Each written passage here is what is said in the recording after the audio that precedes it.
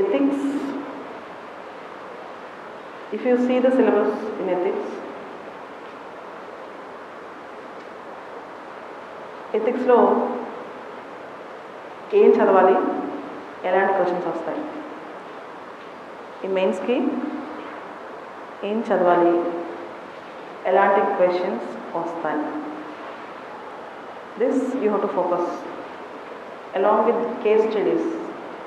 Case స్టడీస్తో మాత్రమే కాకుండా ఎథిక్స్ సంబంధించి రైటప్స్, ఆన్సర్స్ అంటే ఆన్సర్ ప్రాక్టీస్ ఎలా చేయాలి, మళ్ళీ ఏ వర్డ్స్ వాడాలి, సిలబస్ ఒకసారి ఒక రౌండ్ అప్ వేద్దాం. Okay, ethics and human interface. ఎథిక్స్లో first topic ethics and human interface. దీనిలో ఏం చదవాలి, ఎథిక్స్ అండ్ హ్యూమన్ ఇంటర్ఫేస్లో what are the dimensions of ethics, in what circumstances human values come in contradiction with law.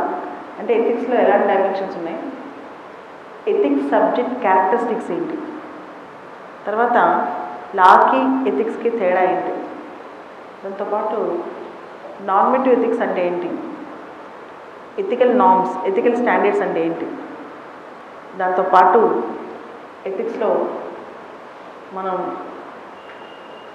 Universal values are something like absolute values, relative standards, relative moral values, ఇలాంటివి చదువుకోవాలి.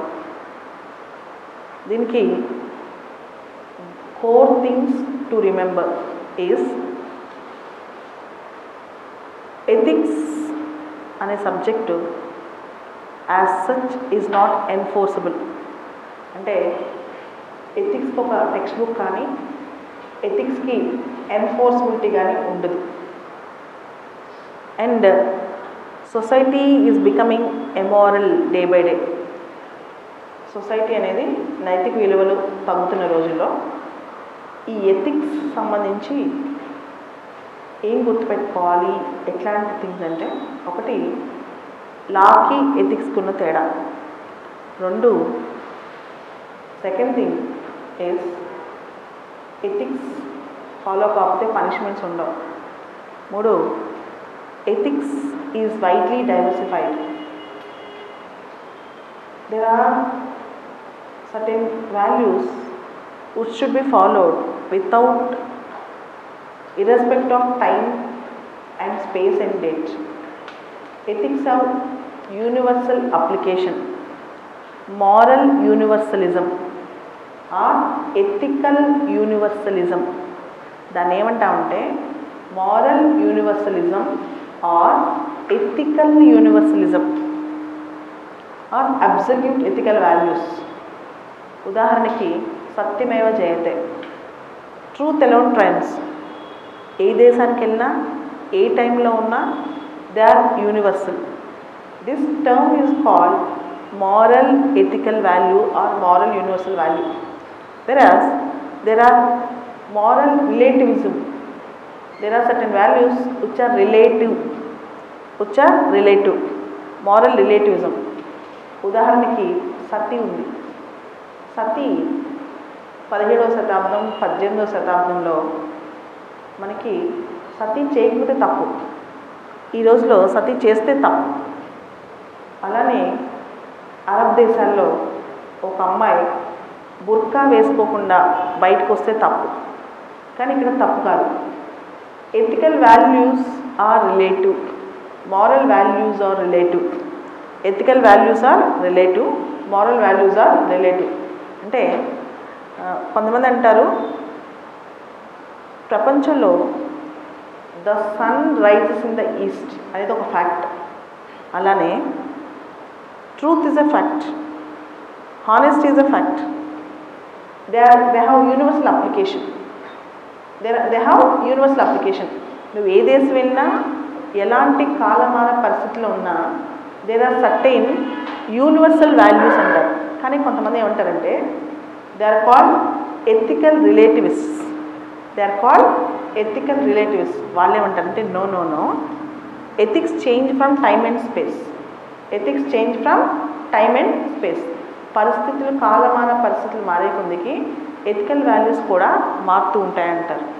So ethical relativist, ethical universalists or moral universalism. This is one concept. Next concept is moral nihilist. Moral nihilist. Nihilist. Moral nihilist or moral nihilism. Nihilism. Moral nihilists, they don't believe in the existence of any value system. They are not against values. Moral nihilist అంటే morals వ్యతిరేకులని కాదు, morals విషయంలో పెద్ద పట్టించుకోరు. They don't believe that certain value system exists. ఒక value system ఉంది అని exist అవుతుందని వాళ్ళు ఏం పెద్ద ఫీల్ అవ్వరు అనమాట. So moral absolutist, moral relativist, moral nihilist ఇలా ఫస్ట్ చాప్టర్లో చదువుకోవాలి. దీంతో పాటు ఈరోజు ఎథిక్స్ కేస్ స్టడీ ఒకటి ఇచ్చాను, ఐ థింక్ వచ్చి ఉంటుంది. ఇమాన్యుయల్ కాంత్ డియోనాటాలజీ వర్సెస్ కాన్సిక్వెన్షియలిజం అని చెప్పి, డియోనాటాలజీ వర్సెస్ కాన్సిక్వెన్షియలిజం అని చెప్పి ఒక కాన్సెప్ట్ ఇచ్చాను. సో ఇలాంటి చిన్న చిన్న కాన్సెప్ట్స్ కూడా చదవాలి. ఎలాంటి కాన్సెప్ట్స్ చదవాలంటే డియోనాటాలజీ, కాన్సిక్వెన్షియలిజం ఫర్ ఎగ్జాంపుల్ తీసుకుందాం. ఇమాన్యుయల్ కాంత్ ఏమన్నాడు? Your act it self should consist a value. You need not bother about the consequence of the act. Your act it self should consist of a value. You need not bother about the consequence of the act.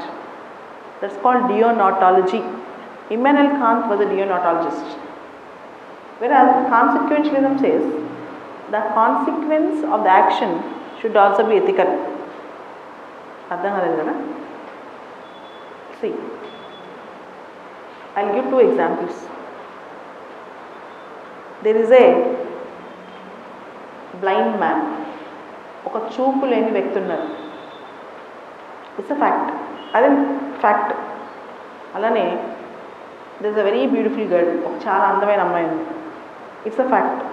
రెండు ఫ్యాక్ట్లే, both are facts. అందమైన అమ్మాయి దగ్గరికి వెళ్ళి నువ్వు అందంగా ఉన్నావు అని చెప్తే it's a fact which is really positive. The blind man దగ్గరికి వెళ్ళి నీ జీవితం మొత్తం అంధకారమే అని చెప్తే it's a fact which produces negative consequence. నీ జీవితం అంతా అంధకారం అని చెప్పి ఒక చూపులేని వ్యక్తి దగ్గరికి వెళ్ళి చెప్తే అది నిజం, కానీ దానివల్ల ప్రభావం ఏంటి, దాని కాన్సిక్వెన్స్ ఏంటి? డియోనాటాలజీ చెప్తుంది నీ యాక్షన్ ఎథికల్గా ఉంటే చాలు, నువ్వు నిజం మాట్లాడితే చాలు. అది హ్యాపీనెస్ ఇచ్చుద్దా, సాడ్నెస్ ఇచ్చుద్దా అవసరం లేదు. That is deontology. Your action should be ethical. You need not bother about the consequences of your action. అంటే నువ్వు మాట్లాడే మాట కానీ, చేసే పని కానీ, చెప్పే విషయం కానీ అది కరెక్ట్గా ఉంటే చాలు. దానివల్ల వచ్చే కాన్సిక్వెన్స్ ఆలోచించాల్సిన అవసరం లేదు. కానీ కాన్సిక్వెన్షియలిజం ఏం చెప్తుందంటే అలా కాదు, the consequence of your action should be ethical. అంటే నువ్వు చూపులేని వ్యక్తికి చెప్పావు అనుకో, నీ చుట్టూ ఉన్న ప్రపంచం అంధకారం అని, ఆ బాధ అనేది అనెథికల్. నువ్వు చేసే యాక్షన్ మాత్రమే కాదు, దాని యొక్క కాన్సిక్వెన్స్ కూడా నువ్వు చూసుకోవాలి అని. సో డియోనాటాలజీ అంటే your action should be ethical. Consequentialism అంటే the consequence of your action should be ethical. Okay, Immanuel Kant was a deontologist. Deontological ethics అంటాం. డియోనాటాలజీ అంటే మనం చేసే పని ఎథికల్గా ఉంటాం. అలానే this one more word called categorical imperative. Categorical imperative అన్న ఇమాన్యుయల్ కాంత్ చెప్పిన మాట అది కూడా. CATEGORICAL కేటగారికల్ ఇంపరేటివ్ అంటే కొన్ని అన్కండిషనల్ డైరెక్టివ్స్ ఉంటాయి which you should follow without any deviation. చెప్పింది చేయాలంతే, ఆర్డర్ వస్తే వినాలి. అది ఏంటి, ఎలాంటి సందర్భం, మంచా చెడా దేంతో సంబంధం లేదు. They are called categorical imperatives. There are certain unconditional directives which you should follow. So basically you should understand like this. ఇక్కడ ఎథిక్స్ సబ్జెక్టు రెండు విధాలుగా అర్థం చేసుకోవాలి. ఫస్ట్ చాప్టర్లో normative ethics, relative ethics. Normative ethics, applied ethics. Normative ethics, applied ethics. Normative ethics అంటే ఏంటి, applied ethics అంటే ఏంటి? నార్మేటివ్ ఎథిక్స్ అంటే ethical theories. For example, say honesty is the best policy. అనేది నార్మేటివ్ ఎథిక్స్.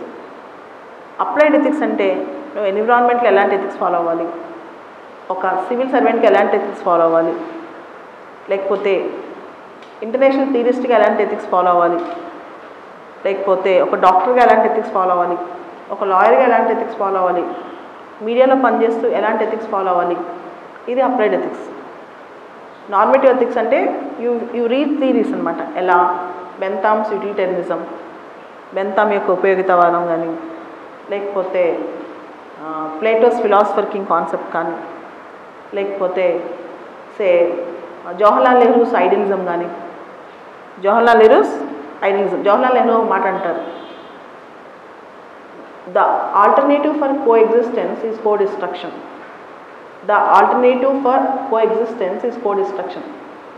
కలిసి ఉండకపోతే కలిసి వినాశనం అవుతామని, కలిసి ఉండకపోతే కలిసి నాశనం అవుతామని.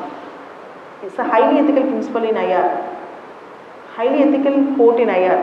The alternative to coexistence is codestruction. So ఇట్లా you need to understand the difference between the normative ethics and relative ethics. For example, Nietzsche అని ఒక moral thinker ఉన్నాడు. Nietzsche ఫిలాసఫీ ఆప్షన్లో వాటిలో వస్తాడు.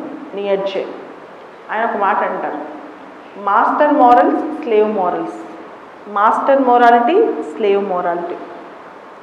మాస్టర్ మొరాలిటీ అంటే లైక్ కరేజ్, కాన్ఫిడెన్స్, బోల్డ్నెస్, ఏదైతే ఒక గొప్ప వ్యక్తికి ఉండాలో అవన్నీ మాస్టర్ మోరల్స్.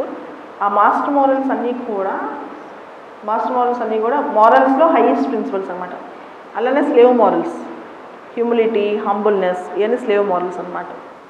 సో ఒక వ్యక్తిలో రెండు రకాల మోరల్స్ ఉండాలి, master morals, slave morals. So ఇలాంటి ప్రిన్సిపల్స్ అన్నీ కూడా ఫస్ట్ చాప్టర్లో చదువుకోవాలి.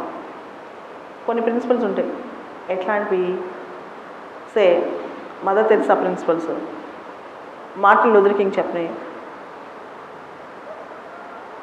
లేకపోతే విన్స్టన్ చర్చిల్ చెప్పినాయి, లేకపోతే మీకు అబ్దుల్ కలాం, స్వామి వివేకానందస్ ప్రాక్టికల్ వేదాంత, ఏవైతే థింకర్స్ చెప్పినాయో అవన్నీ ఫస్ట్ చాప్టర్లో చదువుకుంటే బెటర్.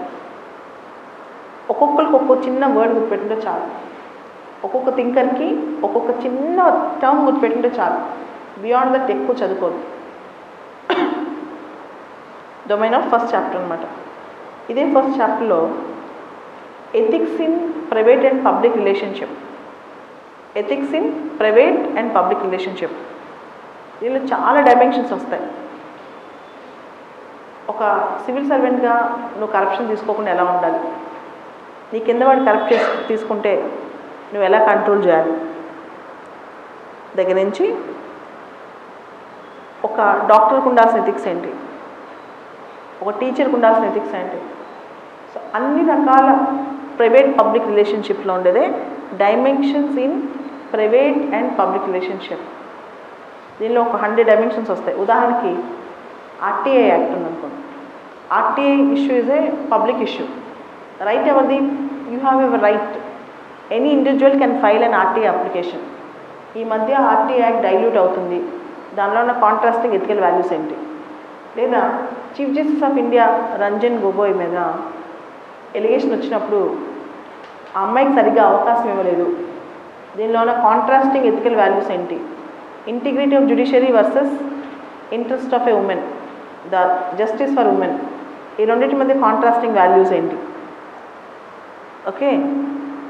ఎన్విరాన్మెంటల్ ఎథిక్స్, ఉదాహరణకి ఈ మధ్య మనం చూసాం, ఈరోజు వచ్చింది టైగర్స్. సో టైగర్ ఎక్కువ పెరిగిపోతుంది. At the same time we also want development. కానీ బఫర్ జోన్స్, కోర్ జోన్స్ ఇలా కాన్సెప్ట్ పెంచేసి టైగర్స్ ప్రొటెక్షన్ పెంచడానికి చేస్తున్నారు. To what extent we should balance between environment versus development.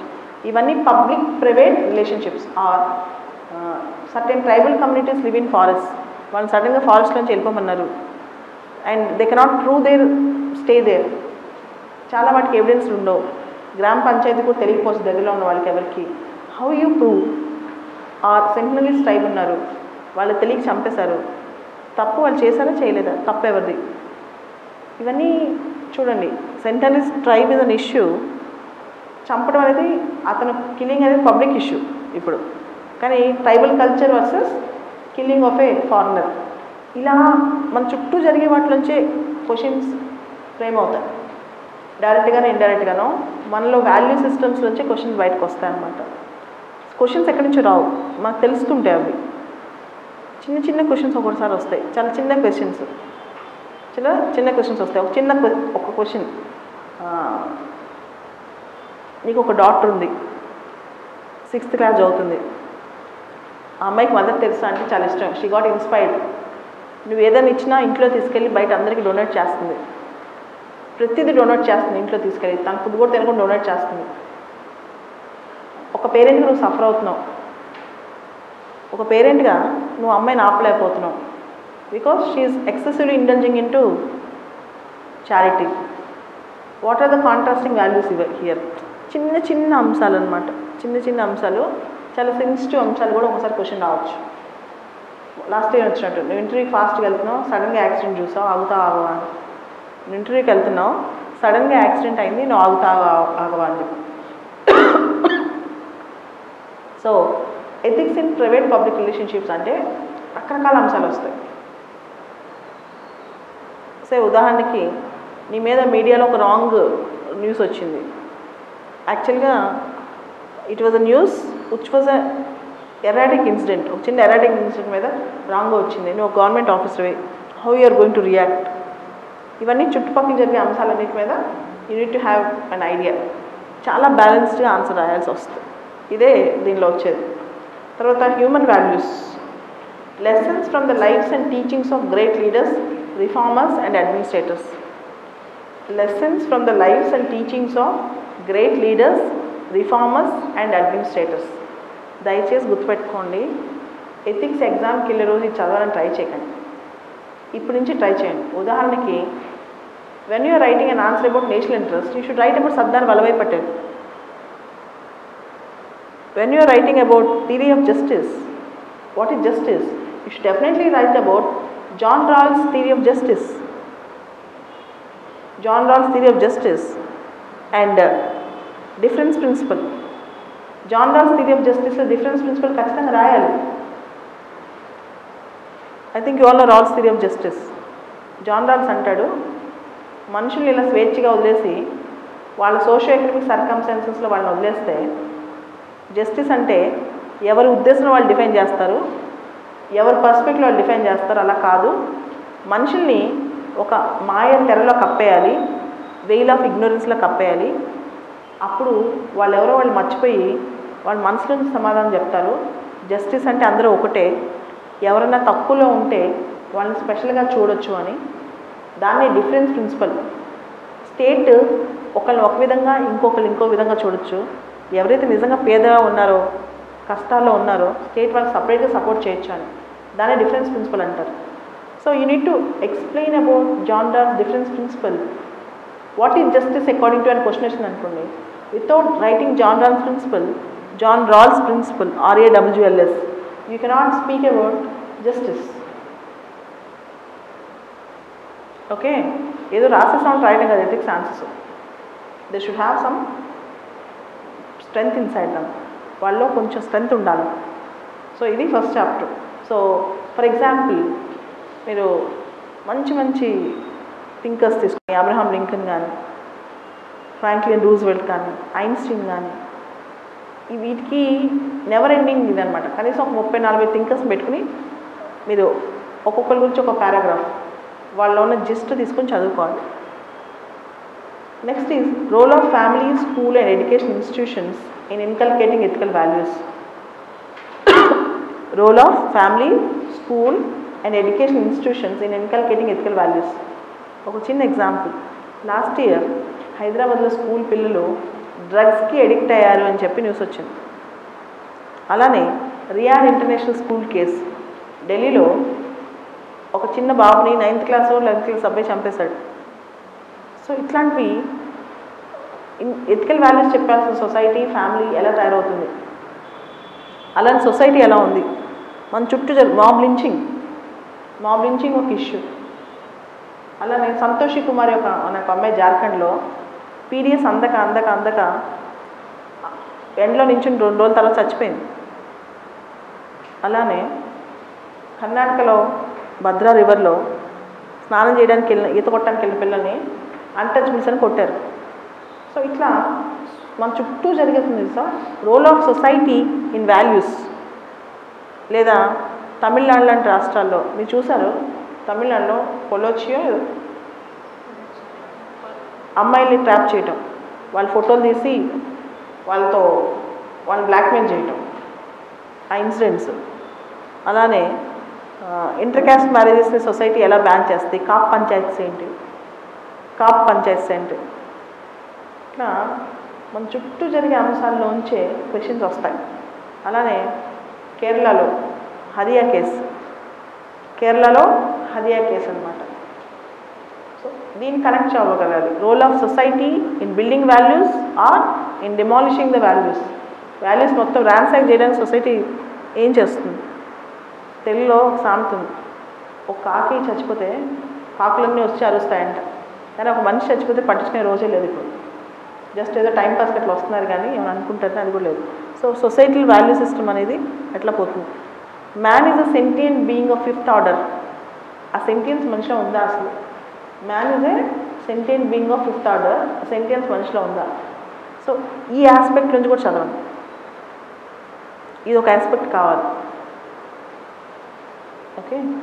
And దీనిలో మీకు కొంచెం Indian thinkers like Aurobindo Ghosh, BR Ambedkar, like Deen Dayal Upadhyay, Swami Vivekananda, వీలైతే జిడ్డు కృష్ణమూర్తి 1-2 చోట్ల తీసుకురండి, Mother Teresa, Abdul Kalam. Secularism గురించి రాసేటప్పుడు ఇండియాలో సెక్యులరిజం మీద GS2లో కానీ ఎథిక్స్లో వచ్చే క్వశ్చన్ ఉంది. ఎథిక్స్లో వస్తే మాత్రం అబ్దుల్ కలాం కోట్ చేయండి, హౌ సెక్యులర్ ఈజ్ అని. ఆయన ఎంత సెక్యులర్ పర్స్పెక్టివ్లో ఉండేవాడు, ఎంత సెక్యులర్ పర్స్పెక్టివ్లో ఆలోచించారు. So you need to give practical examples. ఎప్పుడైనా గుర్తుపెట్టుకోండి, GSలో కూడా కేస్ స్టడీస్, ప్రాక్టికల్ ఎగ్జాంపుల్స్ అక్కడక్కడ రాస్తూ ఉండాలి, చాలా important. Coming back, family, role of family. Shivaji family నుంచి, అబ్దుల్ కలాం ఫ్యామిలీ నుంచి, అబ్దుల్ కలాంని వాళ్ళ నాన్న ఎలా ఇన్స్పైర్ చేశారని, గాంధీ ఫ్యామిలీ దగ్గర నుంచి ఒక చిన్న ఎగ్జాంపుల్ చెప్తాను. గాంధీ గారు ఇంగ్లాండ్ వెళ్దామని డిసైడ్ అయినప్పుడు వాళ్ళ చుట్టాలు మొత్తం వాళ్ళ ఇంటికి వచ్చారంట. చాలామంది వచ్చి, ఈ అబ్బాయిని నువ్వు అబ్రాడ్ పంపించొద్దు, విదేశాలకు పంపించొద్దు, చెడిపోయి వస్తాడు, సొసైటల్ సిస్టంలో వాడు అక్కడికి వెళ్తే అన్నీ నేర్చుకుంటాడని చెప్తే వాళ్ళ అమ్మ పట్టుబట్టిందంట. మా అబ్బాయి నేను మార్చుకుంటానని చెప్పి, మా అబ్బాయికి నేను చెప్తానని చెప్పి. సో సోషల్ నార్మ్స్ ఒకవైపు, అదే సొసైటీకి భయపడి గాంధీ గారు కనుక ముందడుగు వేయకపోతే ఇంగ్లాండ్ వెళ్ళేవాళ్ళ, బారిస్టర్ చదివేవాళ్ళ, ఆ తర్వాత సౌత్ ఆఫ్రికా వెళ్ళేవాళ్ళ కేసు కోసం, ఆయన అపార్టీ చూసేవాళ్ళ, అన్టచబిలిటీ ఇవన్నీ చూసేవాళ్ళ, తర్వాత ఇండియాకి వచ్చి రేషియల్ డిస్క్రిమినేషన్ అగెనెస్ట్గా ఆయన స్టార్ట్ చేసిన ఫ్రీడమ్ స్ట్రగుల్ అని కాదు, ఇట్స్ అబౌట్ ఫస్ట్ రేసిజం. ఆ కాన్సెప్ట్ ఆయన బ్రెయిన్లోకి ఎలా వెళ్ళేది. సావ్ ఒక మనిషి సొసైటీలో ఉన్న సూపర్ స్టిషన్స్ని, నార్మేటివ్ ఫీచర్స్ని పక్కన పెట్టి బయటికి వెళ్ళకపోతే ఆ మనిషి ఇది కాదు కదా. అలానే జల్లికట్టు కానీ, లేకపోతే కాక్ ఫైట్స్ కానీ, లేకపోతే ఇప్పుడు దేవదాసి సిస్టమ్, జోగిని సిస్టమ్ కానీ, లైక్ ఇలాంటివన్నీ కూడా ఇవన్నీ మనం దాటుకుని వెళ్ళాలి. ఈవెన్ మేల్ ఫీమేల్ డివైడ్ కానీ, ఒక అమ్మాయి ఇలానే ఉండాలి, females are not born but they are made అంటాం. Our society is tuning up females are made but they are not born. So ఇవన్నీ మన చుట్టూ జరిగేవే ఫ్యామిలీ, స్కూల్, సొసైటీ. అండ్ స్కూల్స్లో ఎడ్యుకేషన్తో పాటు values, education without values makes a man a more clever devil. Education without character makes a man a more clever devil. Even this statement. ఇట్లాంటివన్నీ schools ఏం చేయాలి, స్కూల్స్లో education ఎలా ఉండాలి, టీచర్ రోల్ మోడల్గా ఎలా ఉండాలి, ఇంతే. దీనిలో అడగొచ్చు who is the best teacher according to you అని. So there are so many things you need to think it out. Syllabus ముందు పెట్టుకోండి. ఎథిక్స్ ఎగ్జామ్కి వెళ్ళేవాళ్ళు సిలబస్ ముందు పెట్టుకుని డైమెన్షన్స్ ఒకసారి ఆలోచించండి, మీకు అర్థమవుతుంది. సెకండ్ చాప్టర్ యాటిట్యూడ్లో ఏం లేదు. There are few things which actually you need to point out. Attitude చాప్టర్లో కొన్ని ఏరియాస్ మీరు పట్టుకోవాలి. How do attitudes form, what is stereotype. Stereotype అంటే అందరు ఎలా ఉన్నారు నేను అలానే ఉంటాను, అందరూ పాకిస్తాన్ హేట్ చేస్తారు నేను పాకిస్తాన్ హేట్ చేస్తాను. Okay, that's called stereotype. What is halo effect, HALO. Halo effect అంటే ఒక గుడ్ చూస్తే అంత గుడ్, ఒక బ్యాడ్ చూస్తే అంత బ్యాడ్. అంటే ఒక వ్యక్తిలో ఒక చిన్న మంచి పాయింట్ చూసాను అనుకో, X is discipline, that means X have very good character, X is hard working, X never tell lies అని ఒక హేలో ఎఫెక్ట్ అనమాట. For example X is lazy అన్నాం అనుకోండి, X tells false, X is indisciplined, X is dishonest. So will put all negative things to X అనమాట. This is how we have use term attitude. అలానే attitude అనగానే గుర్తు రావాల్సింది, attitude is a mental state. Attitude is a mental state, and in attitude you have to remember one more aspect. Attitudes have three strikes. Mood vidalu gutpettali: opinion, attitude and belief. Opinion stage, attitude stage and belief stage. Oka stage opinion, inko stage attitude, inko stage beliefs. And attitudes once formed generally are long standing. Attitudes have subject object relationship. For example, you are studying my attitude on say 5G technology. I am your attitude subject. 5G technology is attitude object. So for example, I am studying your attitude on say Indian democracy. You are my attitude subject. Indian democracy is my attitude object. And in attitudes there are certain words like dramatic effect, traumatic effect. Dramatic effect, traumatic effect. Dramatic effect అంటే నీ జీవితంలో గొప్ప ఒక attitude change వచ్చింది, ఒక సడన్గా ఒక effect ద్వారా, పాజిటివ్ ఎఫెక్ట్ ద్వారా డ్రామాటిక్ ఎఫెక్ట్. ఒక నెగిటివ్ ఎఫెక్ట్ ద్వారా వచ్చింది traumatic effect. For example X ఉన్నాడు, somebody cheated, a friend cheated X started disbelieving in friends. ఒక ఫ్రెండ్ ఎక్స్ని చీట్ చేశాడు, ఇంక ఎక్స్ ఫ్రెండ్స్ని దూరం పెట్టాడు. So traumatic effect, that's called traumatic effect. In the same way, in attitude you should also remember KADJ, ABC triangle, K8Z, ABC, affective, cognitive, behavioral. There is a small triangle, K8Z, KADJ, ABC triangle, affective, cognitive, behavioral. That triangle I will give you printout. And coming back again, in ethics you have attitude. You have a topic called cognitive dissonance. Cognitive dissonance, COGNITIVE, cognitive DISSONANCE. Cognitive dissonance in the sense, A drinks alcohol. Drinking alcohol is injurious to health. These are two contrasting statements. Mr. A drinks alcohol. Drinking alcohol is injurious to health. There are two contrasting statements, but Will A accept that he is drinking alcohol with a weakness? No. A will tell, my family system is bad, I have so many problems. So A cannot take the discomfort of having a negative feeling of taking alcohol. He will justify taking alcohol. Human attitudes are such a way that humans try to justify what they are doing, and I try to take such argument which is really comfortable to them, because two contrasting views with two different frequencies cannot stay in the human brain with the same space. Okay, తెలుగులో అందరి ద్రాక్షలు పుల్లన, the distant grapes are sour. Typical example for cognitive dissonance. అందరి ద్రాక్షలు పుల్లన. ఒక pox grapes కోసం try చేసింది, చాలా ఎత్తుకున్నాయి, try చేసింది అందలేదు. వాళ్ళ ఫ్రెండ్ వచ్చింది, ఆ గ్రేప్స్ బాగుండేటట్టున్నాయి కానీ ఫ్రెండ్ లేదు ఆ గ్రేప్స్ చాలా పుల్లగా ఉంటాయి అని చెప్పింది. ఎందుకు? నాకు అందలేదు, సో అవి బాగోవు. So this is how, because ఆ ఫాక్స్ ఒక డిస్కంఫర్ట్ తీసుకోలేదు, ఆ గ్రేప్స్ నాకు అందలేదు అనే ఫీలింగ్ తట్టుకోలేదనమాట. అందుకేం చేస్తే ఆ గ్రేప్స్ పుల్లగా ఉన్నాయని చెప్పింది. This is what is the typical example for cognitive dissonance. You have to write the statement. ఎక్కడైనా సరే man's attitude, how he can not take the things which are against him అంటే the distant grapes are sour. అందరి ద్రాక్షలు పుల్లన్న concept. Coming back again, in attitude, relationship between attitude and behaviour. ఇక్కడ already మీకు ఒకసారి చెప్పాను, కంఫర్ట్ జోన్. మన behaviour ఎలా ఉన్నా, మన యాటిట్యూడ్ ఎలా ఉన్నా బిహేవియర్లో చూపించాం, ఎందుకంటే మన కంఫర్ట్ జోన్ దాటి బయటికి రాం కాబట్టి. అలానే యూ హ్యావ్ స్టీరియో టైప్స్. అందరూ ఎలా ఉంటే మనం అలా ఉండడానికి ట్రై చేస్తాం.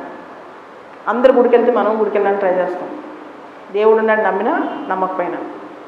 ఓకే, అలానే వీ హ్యావ్ యాటిట్యూడ్ బిహేవియర్ రిలేషన్షిప్లో we have certain social approbation, social reprobation. Social approbation, social reprobation అంటే మన యాటిట్యూడ్ సొసైటీ యాక్సెప్ట్ చేస్తుందా లేదా గమనిస్తూ ఉంటాం. సొసైటీ యాక్సెప్ట్ చేయదు అనుకుంటే మన యాటిట్యూడ్ బయటకు చూపించాం బిహేవియర్లో. Okay, social approbation, social reprobation. Society accept చేసిన యాటిట్యూడ్సే బయట చూపిస్తాం. సో యాటిట్యూడ్ బిహేవియర్ రిలేషన్షిప్లో ఈ టర్మ్స్ చాలా ఇంపార్టెంట్. ఏమేం terms? Social approbation, social reprobation, stereotypes, comfort zone, awards, rewards, punishments, ఇవన్నీ కూడా ఇక్కడ మాట్లాడుతున్న మాటలు అన్నమాట. అలానే మారల్ యాటిట్యూడ్స్ అని ఉంది. మారల్ యాటిట్యూడ్స్, ఈ మారల్ యాటిట్యూడ్స్లో వాడాల్సిన పదాలు కొన్ని ఉంటాయి అన్నమాట. Veracity, credibility, virtue. Veracity, credibility, virtue. Rectitude, rectitude, RECTITUD, rectitude. Trustworthiness, trustworthiness. Integrity, integrity. Honesty, honesty. Spirit of service, spirit of service. qualitative delivery of service, spirit of service, qualitative delivery of service. Honesty of purpose, honesty of purpose.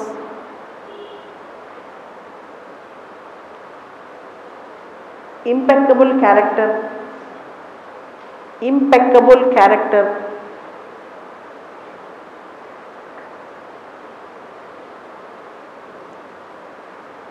ఇలా moral యాటిట్యూడ్స్లో కొన్ని పదాలు వాడాలి ఎక్కడ రాసేటప్పుడు. అలానే మీకు social influence, persuasion అనే topic ఉంది. ఆ రెండింటికి రెండు టెక్నిక్స్ చెప్తాను, గుర్తుపెట్టుకోండి. సోషల్ ఇన్ఫ్లుయెన్స్లో రాయాల్సిన పదాలు conformity, compliance, obedience. There are 3 words in social influence. మొత్తం సోషల్ ఇన్ఫ్లుయెన్స్ చాప్టర్ని 3 పదాల్లో కుదించమంటే కన్ఫర్మిటీ, కంప్లయన్స్, ఒబీడియన్స్ అంటాను. Conformity, compliance, obedience. What is this conformity? అందరు ఎలా ఉంటే నేను అలానే ఉంటాను, అది conformity. Compliance, Mahesh Babu Thums Up తాగాడు కాబట్టి నేను కూడా థమ్స్అప్ తాగుతాను. ఒబీడియన్స్, బొమ్మరిల్లు సినిమాలో మా నాన్నగారు చెప్పినట్టు మా నాన్నగారు చెప్పినట్టు అది ఒబీడియన్స్. Conformity, compliance, obedience. కన్ఫర్మిటీలో ఎవరు మనల్ని ఫోర్స్ చేయరు, మనమే అందరిలాగా ఉండడానికి ట్రై చేస్తాం. కంప్లయన్స్లో మనకు ఒక రోల్ మోడల్ ఉంటారు, ఒక ఇన్స్పిరేషన్ ఉంటుంది, లేదా ఒక వ్యక్తిని ఫాలో అవుతుంటాం, లేదా ఒక గ్రూప్ని ఫాలో అవుతాం, అలా ఉండాలని ట్రై చేస్తాం. అది కంప్లయన్స్. అమెరికాలో ఈ టీషర్ట్ వేసుకుంటారు కాబట్టి నేను వేసుకుంటాను. You're complying with American mindset అనమాట. సో ఒబీడియన్స్ అంటే ఒక ఫిగరేటివ్ హెడ్ ఉంటారు, might be father, might be boss, might be God. ఇదే సోషల్ ఇన్ఫ్లుయెన్స్. ఈ 3 పదాల్లో ప్రపంచం మొత్తం ఉంది. నెక్స్ట్ పర్సువేషన్ అంటే మళ్ళీ 3 పదాలు, pathos, ethos, logos. Pathos, ethos, logos. Pathos అంటే ఎమోషనల్ కనెక్ట్, ఈథోస్ అంటే క్రెడిబిలిటీ, లోగోస్ అంటే logic. Pathos, ethos, logos. Pathos అంటే ఎమోషనల్ కనెక్ట్, ఈథోస్ అంటే క్రెడిబిలిటీ, లోగోస్ అంటే logic. Along with pathos, ethos, logos, you have some other terms like statistics,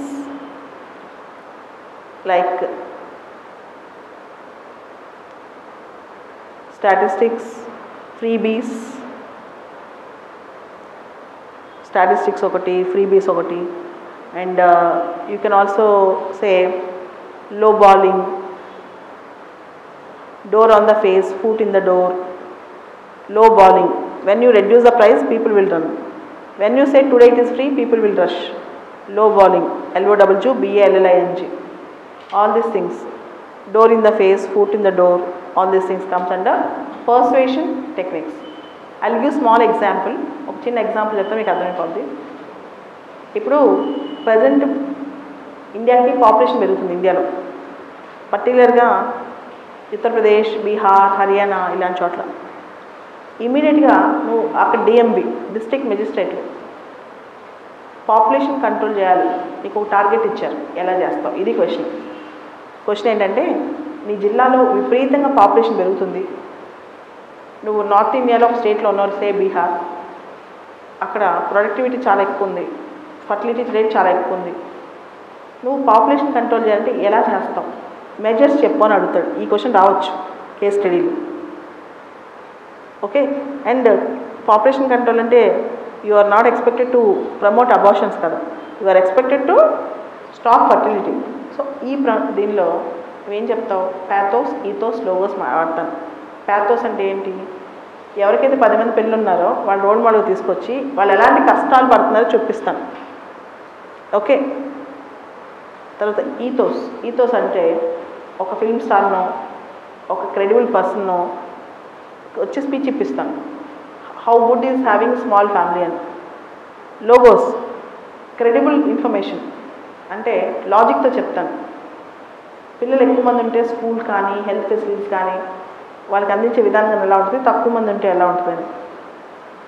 ఇది అయిపోయిన తర్వాత I will also go with certain techniques. ఉదాహరణకి family planning మీ డిస్ట్రిక్ట్లో promote చేయాలి, ఆ డిస్ట్రిక్ట్ చాలా బ్యాక్వర్డ్ ఉంది, వాళ్ళకి ఉమెన్కి ఇన్సెంటివ్ ఇచ్చావు, ఫర్ ఎగ్జాంపుల్ సివింగ్ మిషన్ ఇచ్చావు, కుట్టు మిషన్ ఇచ్చావు అనుకోండి, నువ్వు ఫ్యామిలీ ప్లానింగ్ ప్రమోట్ చేయగలవు, ఉమెన్కి సెల్ఫ్ ఎంప్లాయ్మెంట్ క్రియేట్ చేయగలవు, రైట్? అలా ఒక్కదానికి ఒక్కొక్క ఎగ్జాంపుల్ తీసుకుంటూ రాయాలి, how you are going to say. అలానే లోకల్ వాలంటీర్స్ని తీసుకుని చదువుకున్న అమ్మాయిని let them counsel, bring awareness about having small family. ఇట్లా మీకు స్ట్రీట్ డ్రామాస్ వేయటం, ఓవర్ పాపులేషన్ వచ్చే కష్టాలు చెప్పటం, గవర్నమెంట్ వెల్ఫేర్ స్కీమ్స్ ఇన్సెంటివైజ్ చేయటం, స్మాల్ ఫ్యామిలీకి వెల్ఫేర్ సిస్టమ్ ఇవ్వటం, వెల్ఫేర్ స్కీమ్స్ ఎక్కువ ఇవ్వటం. సో ప్యాథోస్, ఈథోస్, లోగోస్ కాకుండా ఇలాంటివన్నీ కూడా రాయగలగాలి. సో కేస్ స్టడీ ఇలా కనెక్ట్ అవుతుంది మీకు అక్కడ పర్సువేషన్ టెక్నిక్స్లో, social influence and persuasion. Next topic, aptitude and foundational values in civil services. Aptitude and foundational values in civil services ఏం లేదు, సింపుల్. సిలబస్లో ఉన్న ప్రతి టాపిక్కి ఒక పారాగ్రాఫ్ రాసుకుని వెళ్ళిపోండి. సిలబస్లో ఉన్న ప్రతి టాపిక్కి జస్ట్ ఎగ్జామ్ ముందు ఎథిక్స్ ఐడియా ఫ్రీ అవటం, మైండ్ ఫ్రీ అవటం కోసం ఒక పారాగ్రాఫ్ రాసుకోండి. ఇంటిగ్రిటీ అంటే ఏంటో మీరు రాసుకోవాలి. having utmost commitment to duty and having the qualities like honesty, sincerity, dedication towards the goal is called integrity. అట్లా ప్రతి దానికి మీరు కొంత, for example impartiality and non partisanship. Impartiality అంటే unbiasedness in common thing. Non partisanship అంటే పాలిటిక్స్లో unbiasedness. Objectivity అంటే goal oriented, practicality, result oriented. Goal oriented, practicality, result oriented. Dedication to public service అంటే it is not that you do a job in civils, it is that how dedicated you are towards people's problems. For example you are posted as a district collector. ఒక చిన్న example చెప్తాను. ఒక 5 years క్రితం బీహార్లో school పిల్లలు mid day meal ప్రోగ్రాంలో అన్నం తిని చచ్చిపోయారు. తెలంగాణలో మిడ్ డే మీల్స్ అప్పుడు సాంబార్లో పడి పిల్లలు చచ్చిపోయారు. అలానే మొన్న అక్యూట్ ఎన్సెఫలిటిస్ సిండ్రోమ్ బీహార్లో. ఇలా ప్రతి చోట, లేదా ఒక పాత ఓల్డ్ బిల్డింగ్ కూలిపోయి అక్కడ ఉండేవాళ్ళు చచ్చిపోతారు, లేదా బ్రిడ్జ్ కూలిపోయి, ఢిల్లీలో గార్బేజ్ కూలిపోయి మనుషులు చచ్చిపోతారు. సో హౌ డెడికేటెడ్, ఈ కేసులో ఇలాంటి కేసులో ఎలా సాల్వ్ చేస్తాం? How dedicated you are towards public service. Empathy means how you step in to the shoes of others. పక్క వాళ్ళ షూస్లోంచి ఆలోచించి how best you try to solve the problem. It's called empathy. For example, traffic problem. For example, women dignity, women safety. ఇవన్నీ empathy అనమాట. అలానే tolerance, it's very important. India లాంటి దేశంలో tolerance చాలా ఎక్కువ అవసరం. ఎందుకంటే we have multiple problems, from language to culture to people's needs, urban rural divide, male female divide, rich poor divide, to cultural tensions. 1-2 కాదు. ఇండియా లాంటి దేశంలో ఒక ఆఫీస్ రావాలంటే you need to show lot of patience and tolerance. అది నోట్తో చెప్తే కూడా రాదు, అడ్మినిస్ట్రేషన్ ఉంటేనే వస్తుంది. When you're in administration you really understand what does tolerance actually mean. So మీకు కాంట్రాస్టింగ్ వ్యూస్ వస్తుంటాయి. అండ్ వన్ మోర్ థింగ్, నీకు నచ్చిందే కరెక్టా కాదు. Public good is very very important. Even that is tolerance. Objectivity and tolerance అంటే ఆఫీసర్కి నచ్చిందే కాదు, తను నచ్చకపోయినా public good important. Public good is very very important అనమాట. Even this concept. Next concept compassion towards weaker sections. ఒక case study రావచ్చు. Compassion towards weaker sections. Weaker sections అంటే చైల్డ్ లేబర్ అయి ఉండొచ్చు, ఉమెన్ అయి ఉండొచ్చు, ఓల్డ్ ఏజ్ పీపుల్. ఎందుకంటే ఇంతవరకు కేస్ స్టడీ ఓల్డ్ పీపుల్ మీద రాలేదు, ముసలి వాళ్ళ మీద రాలేదు. ఓల్డ్ పీపుల్ అయి ఉండొచ్చు, ఎల్జీబీటీస్ అయి ఉండొచ్చు, ఎన్విరాన్మెంటల్ రెఫ్యూజీస్ అయి ఉండొచ్చు, లైక్ మైనారిటీ కమ్యూనిటీస్ అయి ఉండొచ్చు, సే సిద్ధి కమ్యూనిటీ, మైనారిటీ కమ్యూనిటీస్ అయి ఉండొచ్చు, రోహింగ్యాస్ అయి ఉండొచ్చు. వీళ్ళ ఎవరైనా వీకర్ సెక్షన్స్. చిల్డ్రన్ అయి ఉండొచ్చు, దళిత్స్ అయి ఉండొచ్చు. How compassionate towards them. This is compassion towards weaker sections. Next, contribution of moral and next is emotional intelligence. Next topic is emotional intelligence. Emotional ఇంటెలిజెన్స్లో చాలా ప్రాక్టికల్గా రాయాలి, మంచి కోర్స్ కూడా రాయాలి. Like know thyself. Socrates said, know thyself, know about yourself. Plato said, an unexamined life is not worth living. An unexamined life is not worth living. Okay. An unexamined life is not worth living. And even again Plato said, all human knowledge have an emotional base. All human knowledge have an emotional base. All human knowledge have an emotional base. So emotional intelligence and topic ke చాలా డిఫరెంట్గా start చేయాలి. And there are 4 theories of emotional intelligence.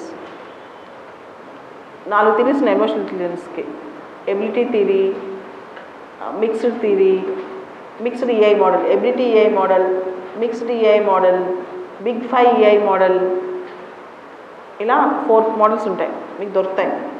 Ability EI model, mixed EI model, big 5 EI model, okay, and questionnaire model అని ఉంటుంది. So there are certain models in emotional intelligence. ఆ models ఒకసారి చూసుకోండి పైన.